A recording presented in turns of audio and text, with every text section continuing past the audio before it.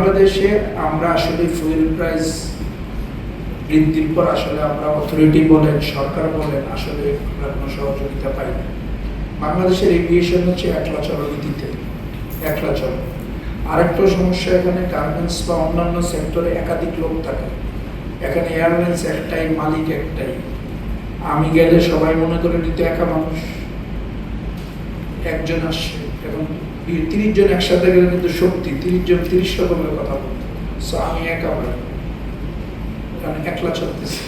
এই জন্যই তো আপনাদের কাছে একটু সহযোগিতা চাই, যে আপনারা কথাগুলি বলেন যে এভিয়েশন মানে হচ্ছে কানেক্টিভিটি। এভিয়েশনকে, এয়ারলাইন্সকে গ্রো করা ছাড়া, এভিয়েশনকে গ্রো করা ছাড়া এই দেশ কখনই গ্রো করবে না। এইটা সবার আগে প্রায়োরিটি দিতে হবে। কেন দিতে হবে? ঢাকার থেকে যদি আপনি একটা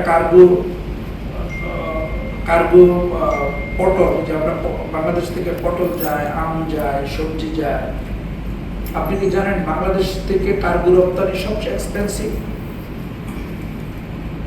সবচেয়ে এক্সপেন্সিভ। একটা সবজি রপ্তানি করবেন, আমাকে আপনি তো টাকা দিবেনই, তার আগে আপনাকে 15 আর 10 25 সেন্ট দিয়ে দিতে হবে দুই পক্ষকে, দুই অথরিটিকে।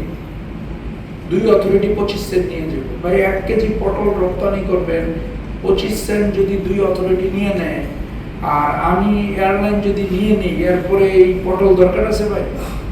যেখানে ব্যাংকক নেয় 5 সেন্ট, দিল্লি নেয় 5 সেন্ট। দিল্লির থেকে যদি একটা সবজি রপ্তানি করে, মাত্র অথরিটি নেয় 5 সেন্ট, আমাদের এখানে নেয় হচ্ছে 25 সেন্ট।